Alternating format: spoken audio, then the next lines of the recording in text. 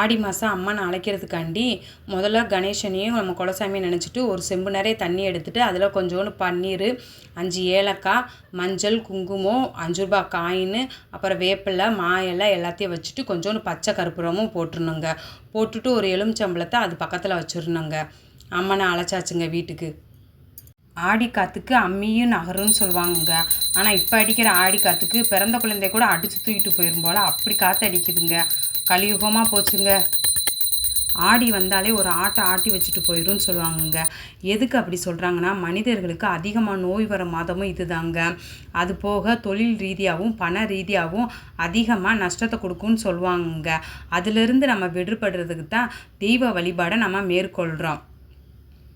என்னை பொறுத்த வரையும் எந்த மாதமாக இருந்தால் என்னங்க, தெய்வத்தின் அருள் இருந்தால் நம்ம எல்லா மாதமும் நம்மளுக்கு நல்ல மாதந்தாங்க. இந்த வருடம் ஆடி நம்மளுக்கு வியாழக்கிழமை பிறந்திருக்குங்க. குருவின் அருளால் இந்த மாதம் முழுவதும் நம்மளுக்கு மங்களம் உண்டாகட்டும்னு நான் குரு பகவானை வேண்டிக் கொள்கிறேங்க.